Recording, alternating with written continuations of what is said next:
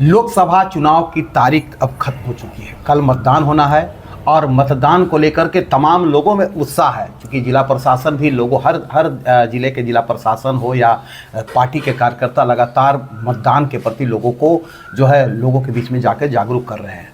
हम आज बैठे हैं एक ऐसे शख्स जो झारखंड भारतीय जनता पार्टी के प्रदेश महामंत्री हैं मनोज सिंह, और साथ ही साथ लोहरदगा लोकसभा के प्रभारी भी हैं।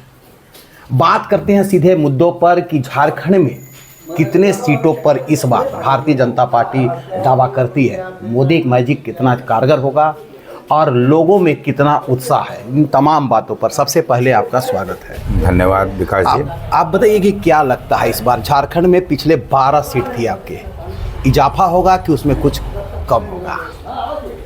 देखिए, भारतीय जनता पार्टी पूरे देश में आदरणीय नरेंद्र मोदी जी के द्वारा जिस प्रकार से विकासोन्मुखी जो कार्य हुए हैं पूरे देश भर में, उसको लेकर के और जनहित में कार्य हुए हैं, जिसको हम कह सकते हैं कि अंतिम व्यक्ति तक विकास पहुंचाने का काम हुआ है। तो इन मुद्दों को लेकर के भारतीय जनता पार्टी पूरे देश में भी चुनाव लड़ रही है और हम झारखंड प्रदेश में भी चुनाव लड़ रहे हैं। स्वाभाविक रूप से हमारा 12 सीट इस राज्य में पिछले 19 के चुनाव में रहा है, पर ये आप तय मानिए कि जिस स्ट्रेटजी से और पिछले 10 वर्षों का जो काम हुआ है इस देश में और इस राज्य में, उन मुद्दों को लेकर के हम जन जन तक पहुंचने का भी काम कर रहे हैं और लोगों तक अपनी बात भी पहुंचाने का काम कर रहे हैं। पिछले 1.5 वर्षों से लगभग हमारे कार्यकर्ता विभिन्न कार्यक्रमों को लेकर के घर घर संपर्क किए हैं। हमारे कई कार्यक्रम चले हैं, लाभार्थी संपर्क चला, गांव चलो अभियान, ऐसे कार्यक्रम चला जहां हम घर घर तक पहुंचे हैं। और जनता भारतीय जनता पार्टी के साथ है, क्योंकि जनता ये चाहती है कि यह जो भारत है यह एक समृद्धशाली राष्ट्र बने और विकसित राष्ट्र बने, और इस ओर हम काम भी कर रहे हैं। तो आप देख लीजिए कि जो उत्साह का माहौल है, अभी आदरणीय नरेंद्र मोदी जी पूरे प्रदेश में उनका दौरा का भी चल रहा है। कल चतरा सिमरिया गए थे, इसके पहले पलामू भी आए थे, लोहरदगा के सिसई में भी आए थे। तो ऐसे कई कार्यक्रम आदरणीय प्रधानमंत्री जी के चल रहे हैं और अपार जन समर्थन मिल रहा है। हमारे कार्यक्रमों में, आदरणीय मोदी जी के कार्यक्रमों में स्वस्फूर्त जनता वहाँ पर आदरणीय प्रधानमंत्री जी को सुनने भी आ रही है। और जो हमारा स्ट्रेटजी है, जिस तरह से हमारा बूथों की संरचना है, इन सारे संरचनाओं को लेकर के हम काम कर रहे हैं। और विश्वास मानिए, कोई भी सीट, आप यहीं बैठे हुए हैं, देखिए ना, पलामू, चतरा, बगल में लोहरदगा, खूंटी, ये अभी कल ही चुनाव होने वाला, हम सारे सीटों को इस बार जीतेंगे। 14 का 14 सीट जीतेंगे, क्योंकि जनता ने काम को देखा है और जनता ने काम को सराहा है। स्वाभाविक रूप से हम 14 सीट जीते। लगातार विपक्ष हमला कर रही है भारतीय जनता पार्टी के कि मोदी जी ने सिर्फ झूठा आश्वासन दिया है। मोदी जी के क्रियाकलाप मतलब जो है जितना उन्होंने संविधान बदलने की बातें सामने आ रहे हैं, उन्होंने ST SC को नज़रअंदाज किया है। कई मामले आ रहे हैं जो विपक्ष लगातार हमला कर रही है, क्या कहेंगे इसमें? देखिए, विपक्ष के पास कोई मुद्दा नहीं है। कोई भी बात ऑथेंटिकली बोलना चाहिए, कोई भी बात आप डाटा बेस्ड बोलना चाहिए। आप बताइए, पिछले 10 वर्षों में कोई ऐसा कार्य आदरणीय नरेंद्र मोदी जी की सरकार ने किया हो जिसमें SC ST OBC कोई भी जातियां जिनके हित में काम नहीं हुआ हो, या कोई ऐसा संविधान में बदलाव बताइए जिससे SC ST OBC जनरल किसी भी कास्ट को कहीं कोई हानि पहुंचा हो। कोई संविधान का बात बता दीजिए। तो लगातार हमला भी तो कर रहे हैं लोग। नहीं, हमला तो क्या है, मुद्दा विहीन हमला है। आप बताइए, कोई तथ्य तो दे। मोदी जी ने संविधान बदल दिया, कोई तथ्य दे। मोदी जी ने SC ST के आरक्षण में कटौती कर दिया, कोई तथ्य दे। कोई बात नहीं है। ये क्या है, झूठी बात को बोल करके लोग ये प्रयास कर रहे हैं कि हम जनता को थोड़ा बरगलाने का काम करें। इससे थोड़ा बहुत जो हमारा मतलब 2 डिजिट में जिस प्रकार से ये कांग्रेस रही है, अब वो सिंगल डिजिट में ना आ जाए, इसके लिए वो अब लड़ रहे हैं। वो देश में सरकार बनाना, चुनाव जीत जाना, ये सब कोई मुद्दा ही नहीं है वो उनके पास में। वो ट्रिपल डिजिट और डबल डिजिट को मेंटेन करना वो सिर्फ चाहते हैं, और कोई खास मुद्दा है ही नहीं। एक सवाल है कि देखिए, आप झारखंड का पूरा तमाम जगह पर जा रहे हैं, चूँकि आप महामंत्री हैं, तो क्या लगता है कि भाजपा का जो से लगातार ये बातें सामने आ रही है कि कहीं सीट को लेकर के, कहीं प्रत्याशी को लेकर लोगों में नाराजगी है, इसको किस तरह से देखते हैं आप? देखिए, सीट या कैंडिडेट, आप नाराजगी का कारण बताइए, कहाँ नाराजगी है? ये तो विपक्ष के लोगों की मुंह की बातें हैं सिर्फ। हमारे कार्यकर्ता कहीं ऐसा नहीं बोल रहे हैं कि ऐसा कोई सीट बताइए जहां भारतीय जनता पार्टी के कार्यकर्ता या कोई आम जन ये कहे कि ये उम्मीदवार खराब है इसलिए हम वोट नहीं देंगे। कोई भी उम्मीदवारी में जब केंद्र के हमारे नेता निर्णय करते हैं, जब हमारे राज्य के नेताओं की भी सहमति होती है, तो बहुत सोच समझ करके कैंडिडेट भारतीय जनता पार्टी देती है। इसलिए कहीं किसी भी उम्मीदवार का विरोध इस राज्य में कहीं नहीं है। मैं 14 के 14 लोकसभा सीटों का दावा आपको करता हूं। आप खुद आप एक मतलब साधारण कार्यकर्ता से आज आप महामंत्री, एक पलामू के जगह में रह करके आप महामंत्री तक जो है छलांग लगाई। आपने एक अच्छे कार्यकर्ता के रूप में भारतीय जनता पार्टी को एक मजबूती दी।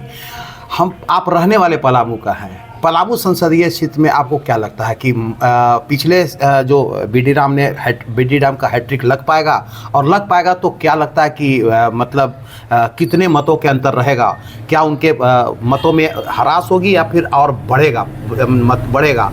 और क्या हैट्रिक मतलब ऐसा नहीं कि इसमें सेंध मार दे मतलब विपक्षी, ऐसा भी हो सकता है? क्या लगता है? देखिए, सबसे पहले तो क्या है कि विपक्ष पहले ये बता दे, क्या उनके पास अपना कोई उम्मीदवार भी था क्या चुनाव लड़ने वाला? जो उम्मीदवार नहीं ढूंढ सकता है, जो अपना उम्मीदवार नहीं दे सकता है, अब आप बताइए, हम किसी के बारे में व्यक्तिगत रूप से नहीं कह सकते हैं, पर इतना आप मान के चलिए, राजनीति अनुभव से चलता है। राजनीति में आप तभी कुछ कर पाएंगे, तभी कोई कार्य कर पाएंगे, तभी आप विकास कर पाएंगे जब आपके पास राजनीतिक अनुभव हो।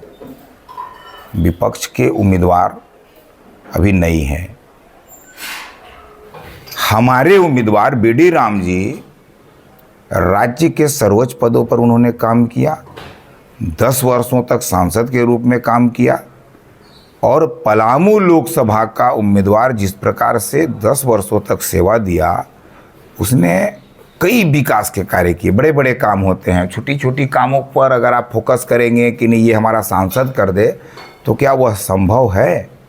लेकिन सड़कों का जाल, बिजली, पानी, हर मामले में मुखरता के साथ अपनी बात को रखना, रेलवे, कई बातों को लेकर के मुखरता से अपनी बात को रखते हैं, और अनुभव है तो उनके अनुभव को भी जनता सराहेगी। और पिछली बार जिस प्रकार से हम लोग लगभग 5 लाख वोटों से चुनाव जीते, ये तय मानिए 7 लाख से कम का मार्जिन यहाँ अंतर होना तो है ही नहीं। ये हमारा अंतर यहाँ 7 लाख का होगा।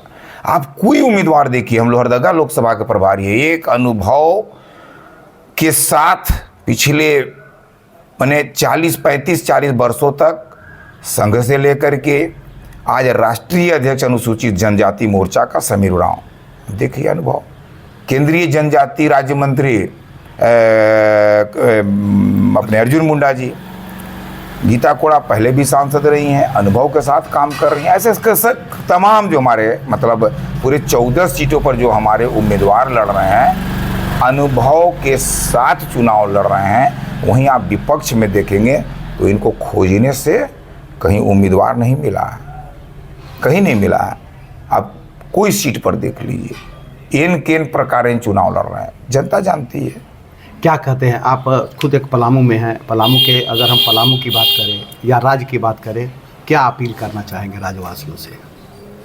हम राज्यवासियों से इतना ही अपील करना चाहते हैं कि 10 वर्षों का जो शासनकाल आदरणीय नरेंद्र मोदी जी के नेतृत्व में इस देश को आगे ले जाने के लिए हुआ, अंत्योदय के विकास करने के लिए हुआ, गरीबों के लिए, शोषितों के लिए, वंचितों के लिए योजनाएं लाई गई, घर दिया गया, पानी दिया गया, बिजली दिया गया, गैस कनेक्शन दिया, उनके बच्चों के भविष्य की चिंता की गई, शिक्षा के क्षेत्र में काम किया गया, किसानों के लिए काम किया गया। हर क्षेत्र में जब काम हुआ तो आने वाला 5 साल जो हमारा ये समय, ये कालखंड होगा, जिसको हम कह सकते हैं कि भारत को हम सर्वश्रेष्ठ बनाना चाहते हैं। पूरे विश्व में भारत सर्वश्रेष्ठ राष्ट्र हो, इसके लिए लोग मतदान करें। यानी व्यक्ति का चुनाव नहीं है, ये देश का चुनाव है, और देश हित में आदरणीय प्रधानमंत्री नरेंद्र मोदी जी के लिए लोग वोट करें, यही हमारा अपील है जनता जनार्दन से।